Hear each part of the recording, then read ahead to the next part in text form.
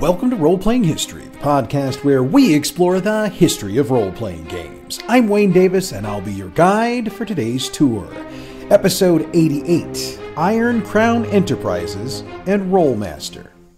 Now, usually I have some informative or witty comments to make in this portion of the intro, but I have to admit that for once, words fail me. So, rather than carry on like an idiot, let's just crank up the tour bus and get to our first topic for this week. Iron Crown Enterprises is a publishing company that has produced games across the spectrum for more than 40 years. With titles in the role-playing, board, miniature, and collectible card game genres, Iron Crown has managed to keep themselves relevant in the game market throughout their existence. The origins of Iron Crown come from a 6-year-long D&D campaign set in Tolkien's Middle-earth in the late 1970s. Pete Fenlon, S. Coleman Charlton, and Kurt Fisher had been developing a series of house rules, and as we know about house rules, they tend to be rather unique to the group using them. Once they graduated from the University of Virginia in 1980, they decided to make their hobby into a business, joining with Richard H. Britton, Terry K. Amthor, Bruce Shelley, Bruce Neidlinger, Heike Kubash, Olivia Johnston, and several other friends and associates to create Iron Crown Enterprises. Now, at first, there weren't a lot of full-time staff members at Iron Crown, as you might expect. That meant that a lot of the work was done on a volunteer basis by the founders of the company. As time went on and profits increased, they brought on more full-time employees, which allowed the founders to work on other projects and continue to participate in the hobby that had inspired the company to begin with. Iron Crown came out of the gate quickly, releasing 3 products within the first year: Arm's Law and the Iron Wind in 1980, and Manassas in early 1981.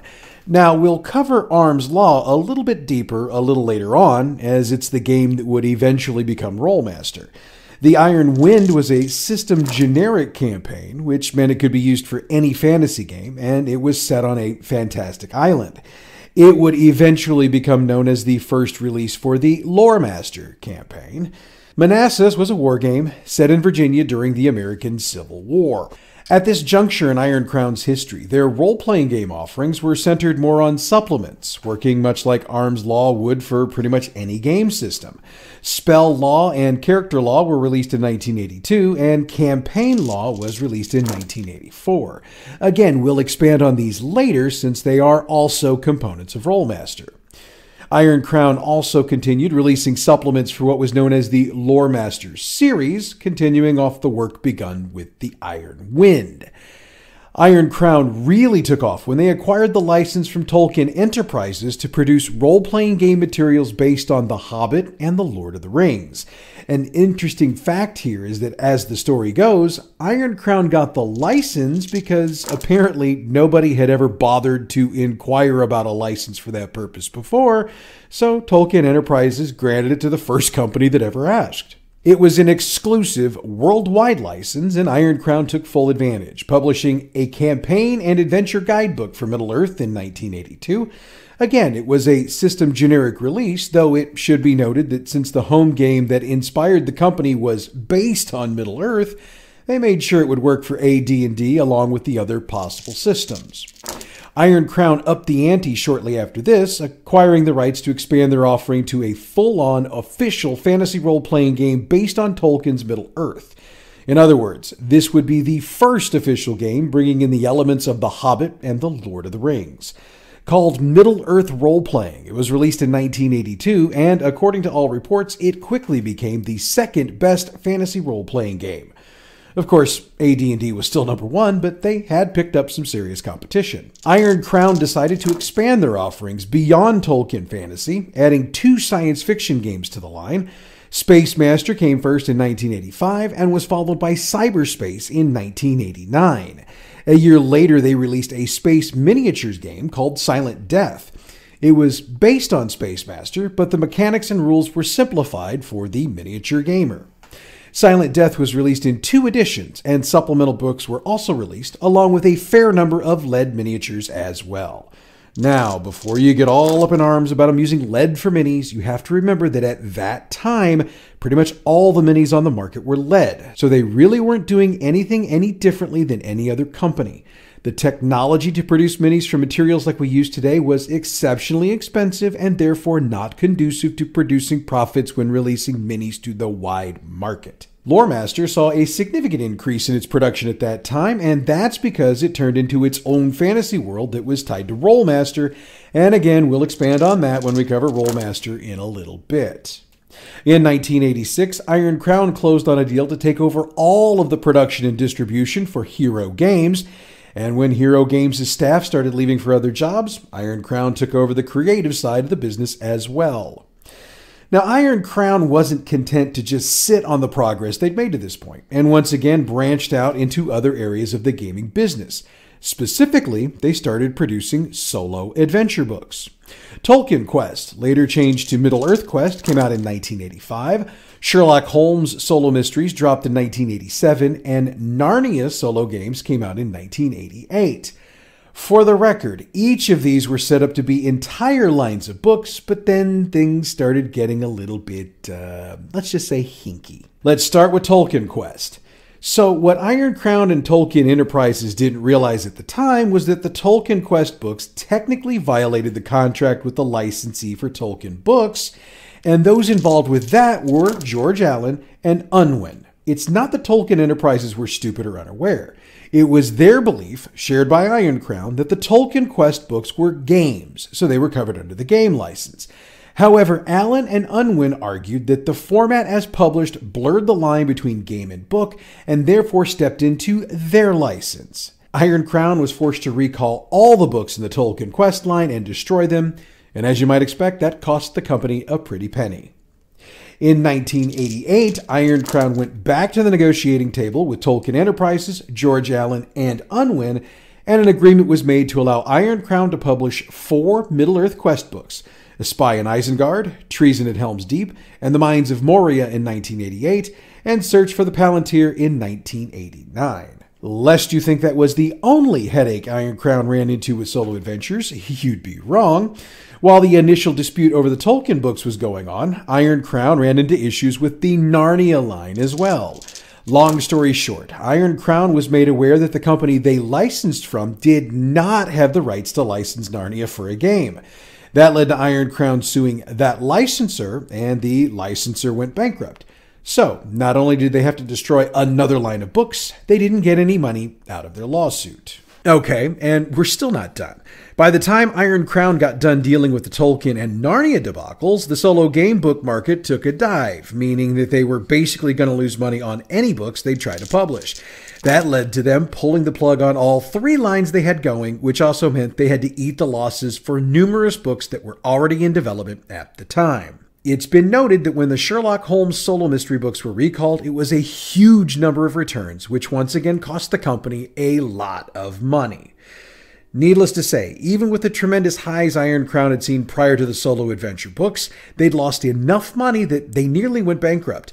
They managed to avoid this by going into a quasi-receivership, which allowed them to work out a lot of their debt while still keeping their licenses. And things began to look up a bit for the company. When collectible card games began to increase in popularity, Iron Crown was able to take advantage of their license and release Middle-earth collectible card game in 1995. They also released the Warlords CCG 2 years later. Also in 1997, they'd reached a point where they could assist a fellow publisher, bailing out Mayfair Games, whose claim to fame was the Settlers of Catan board game. If you've never heard of Settlers of Catan, you've probably heard this line used as a joke from time to time in gaming materials. I've got wood for sheep. I'll leave that there. Iron Crown seemed to be back on the upswing, but that wouldn't last. In 1997, they experienced a serious, rapid decline in the distribution net. Over the course of the year, almost 70% of the companies they used as distributors either went bankrupt or flat out shut down. All of this led to a rather rapid decline in profits, and that ended with Iron Crown filing for Chapter 7 bankruptcy in October of 2000. Due to the bankruptcy, they lost their Middle-earth license and therefore lost the Middle-earth role-playing game and the Middle-earth collectible card game.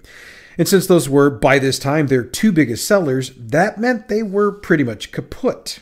Now, there's a theory that's been tossed around for about the past 25 years about why Iron Crown started seeing so many issues starting in late 97.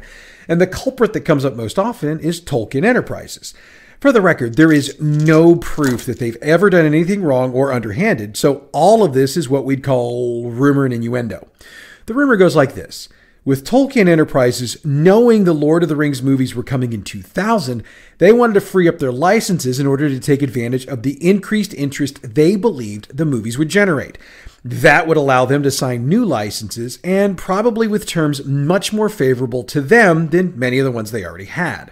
These theories go on to suggest that Tolkien Enterprises might have taken the steps necessary to basically force Iron Crown into bankruptcy, knowing they'd lose their licenses as a result.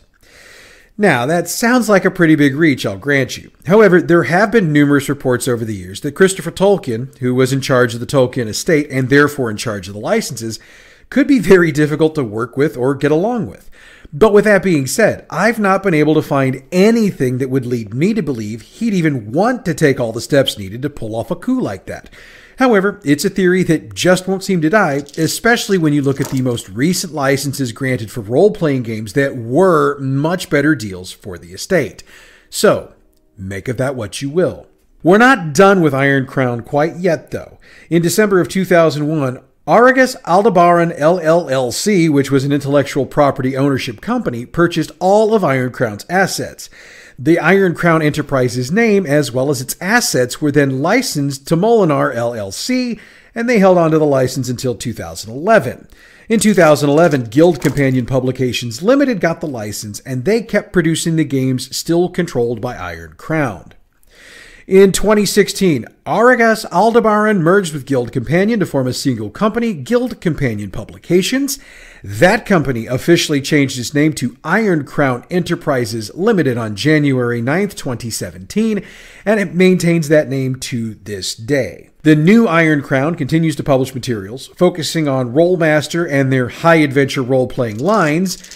Many of their titles can be found in your local game shop, but if you're interested in checking out all of their products, you can check out their website, ironcrown.com. So why don't we check out our other topic for this week's show, RoleMaster. Now, I mentioned earlier in the show that RoleMaster began as a system generic supplement, specifically Arms Law, Claw Law, Spell Law, Character Law, and Campaign Law, and these books were released between 1980 and 1982. Coleman Charlton, John Curtis, Pete Fenlon, and Steve Marvin get the designer credits for these books, and once it was realized they'd practically written their own game system, they began to publish the books together, either in box sets or as combined volume books. I'd also note that The Iron Wind, which was the first adventure of what would be called the RoleMaster setting, was released during this time as well, though it and RoleMaster wouldn't become synonymous until several years later. The 5 books that started the game are collectively considered to be the first edition of RoleMaster, but there were more on the way. The second edition of RoleMaster was published in 1984. It started with a box set, which both revised and expanded the rules, combining Arms Law and Claw Law, and also including Spell Law and Character Law. Something else this box contained was a RoleMaster campaign module, Vogue Mur. After that box saw success, Iron Crown released a second box. They didn't change any of the core books, but they did swap out the adventure, adding the Cloud Lords of Tanara. What makes that adventure special is it's the first time RoleMaster was credited as such, and it was the first time RoleMaster was officially acknowledged as being a setting for RoleMaster. Second edition is the one that got the most love, and by love I mean supplemental support. Between RoleMaster-specific supplements, generic supplements for things like Robin Hood or Egypt, and the LoreMaster releases, which quickly became known as Shadow World, 49 different supplements were released for second edition between 1984 and 1994. 1994 brought the third edition of RoleMaster. This revamped version of the rules was also retitled. RoleMaster Standard System made major changes to character generation, and we'll cover the mechanics of the game in a few minutes. You might have a copy of this edition titled RoleMaster Standard Rules with a publication date of 1995. That's cool, because they're one and the same, basically. Iron Crown decided at some point after the launch of 3rd edition that they needed a hook to get new gamers into the game. The solution was RoleMaster The Basics. Released in 1995, it was a simplified version of the standard system and was released as a boxed set. 1999 brought us to what is, to this point, the 4th and final edition of the game. There weren't really a lot of changes. This edition, which was renamed to RoleMaster Fantasy Roleplaying, basically just rearranged the way the material was presented. One of these changes was in splitting up spell law into 3 separate books: of Essence, of Channeling, and of Mentalism. We mentioned earlier that Iron Crown went out of business in 2000 and that their intellectual rights changed hands. I also mentioned that the new rights holders kept chugging along. In 2007, Guild Companion Publications decided to go back and bring the 2nd edition rules back into print, calling it RoleMaster Classic. Guild Companion worked up new versions of all the core rulebooks, then updated the RoleMaster campaign. They then created a new combat companion in 2008. They weren't done. That same year, they decided, much like Iron Crown had more than a decade earlier, that they needed to put out some more simplified rules to draw in gamers. Called RoleMaster Express, this single book simplified the rules of the classic system, making it, in their minds, more appealing to the gaming audience. Through all the company changes over the years, RoleMaster has continued to be a very popular game and has continued to sell quite well. As the various editions sold out, the new publishers reprinted them, which means if you have a RoleMaster book, you can tell how old it is at a glance by checking out the publisher on it. I mean, you could open it up and see the publication date, of course, but my way's faster. Okay, so with the history out of the way, let's do that thing I like to do during these deep dives and get into the mechanics of the game. The basics of the system are that RoleMaster uses a percentile dice system for rolls and utilizes both classes and levels to detail character advancement and capabilities. So, should we expand on that? Of course we should. Let's start with the character stuff. The first thing about skills in RoleMaster that needs to be pointed out is that there are very few restrictions that would be considered absolute vis-a-vis skill selection. The next point we need to consider is that all character abilities, such as fighting, stealth, spell use, yada yada yada yada, are tied ultimately to the skill system. Lastly, we need to note that a character's profession isn't one of those rigid deals where only certain abilities are available to the character. It's handled more like a natural progression for the character, and this is reflected in the cost to purchase the skills themselves. Each character in RoleMaster has 10 attributes, or stats as some of us like to call them. Much like in other role-playing games, these scores reflect the character's natural abilities in strength, memory, agility, self-discipline, and more. There are 2 methods you can utilize to generate stats. There's a random method as well as a point-based method, and they're detailed in the gamebook. Regardless of how you generate stats, the number is a percentile, and that number determines the bonus for skills empowering that particular stat.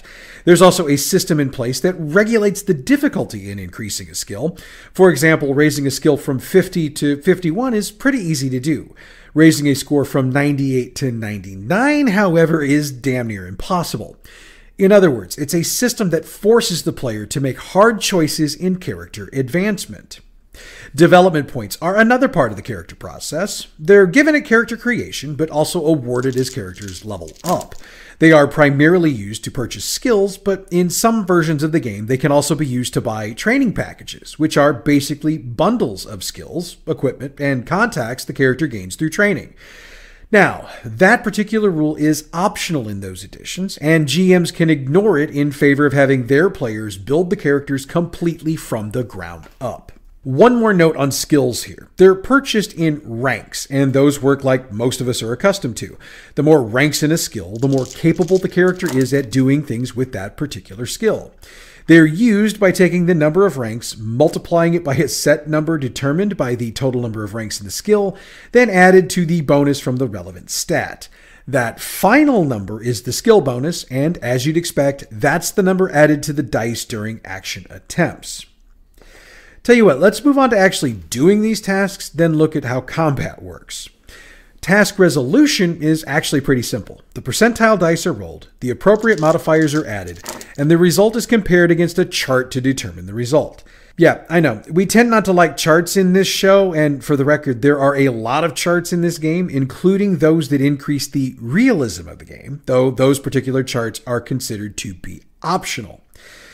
We're going to spend a couple of minutes on combat, and if you're the type who loves you some combat, you might get a kick out of this. Each character has an offensive bonus, which consists of natural physical skill, weapon skill, and other factors as needed. They've also got a defense bonus, which, as you probably guessed, combines natural agility with the use of shields and what the designers call adrenal defense, which is really something used by martial artists to avoid contact. As in most other games, there are modifiers for positioning on the grid, wounds, and a number of other factors. In a combat situation, the attacker rolls percentile dice, then adds their offensive bonus plus modifiers, then subtracts the defender's defensive bonus. That total is then checked on a table for the attacker's weapon. That is then cross-indexed with the type of armor the defender is wearing, if they're wearing any, and the final result will be the number of concussion hits dealt, and those are subtracted from the defender's total. If enough concussion hits are taken, the defender can go unconscious, but it's rare that death results just from concussion hits. Concussion hits aren't the only types of hits in the game. There are results on the weapon table by their type, like slash and puncture, and severity using an A through E designation. E is the most severe, of course. Critical hits can not only add more concussive hits to the total, but can also inflict bleeding, which is subtracted from the total concussive hits for the defender at the beginning of each round. You can also have broken bones, loss of limbs, extremities, internal organ damage, and in the worst case scenario, death. For the record, if a crit happens, there's another roll to make because there's a critical table to reference. Now, RoleMaster does have hit points, but they're more of an abstract thing. Sure, wounds are subtracted from them, but as we just noted, death only really occurs from critical hits.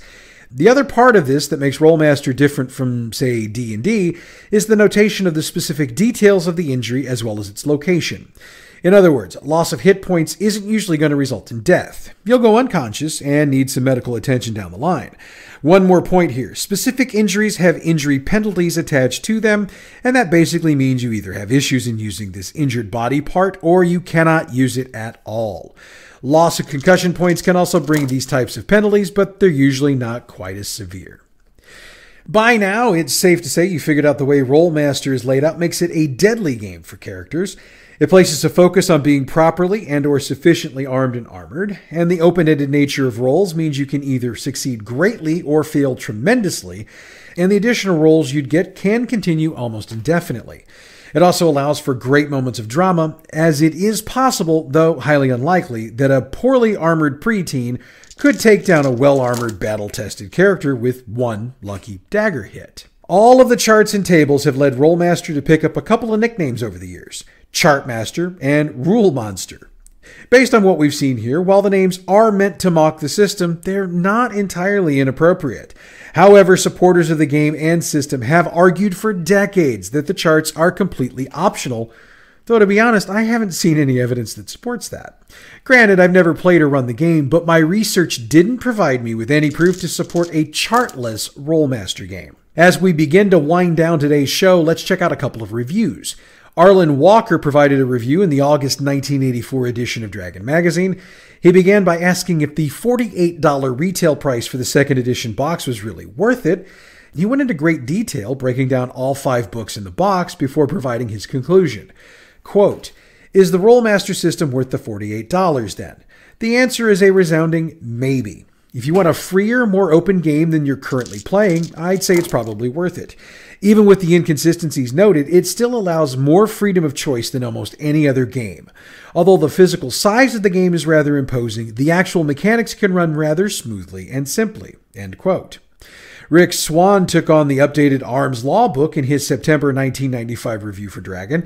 He said, quote, "With its tidal wave of numbers, formulas, and tables, the RoleMaster game always struck me as the kind of fantasy RPG that calculus professors play on their day off." End quote. He also said Arms Law was, quote, "mainly a book of tables, more than 100 pages worth," end quote.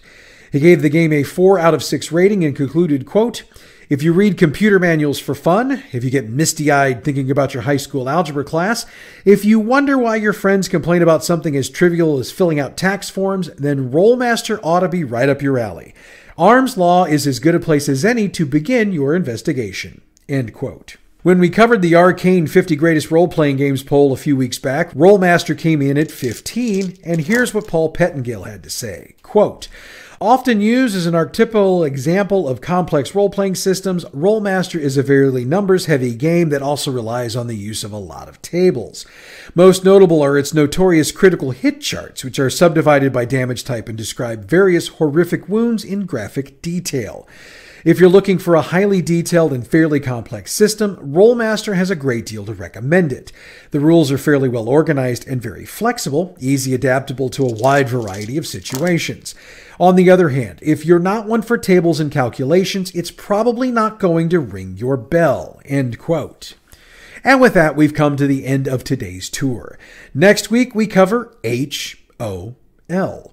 Interesting game with an interesting history. In the meanwhile, check out our other show, Bad GM's Campaign Build-Along. This week, we continue building our group's Retribution Ride, and things are going to start getting even wilder from there. Bad GM's Campaign Build-Along is available wherever you get your podcasts or from our website, badgmproductions.net. The music we use for this show comes from Pixabay.com. Check them out for all your license-free, royalty-free music needs. Role-Playing History is a production of Bad GM Productions. Check us out on Facebook at facebook.com/gaming/badgmprod, on Twitter at badgmp, YouTube and Tumblr it's Bad GM Productions. You can email us at badgmproductions@gmail.com, and our website again is badgmproductions.net. Next week, we'll cover HOL, which for the uninitiated is a sci-fi based game. That's next week, though. Until then, I'm Wayne Davis, and your Role-Playing History.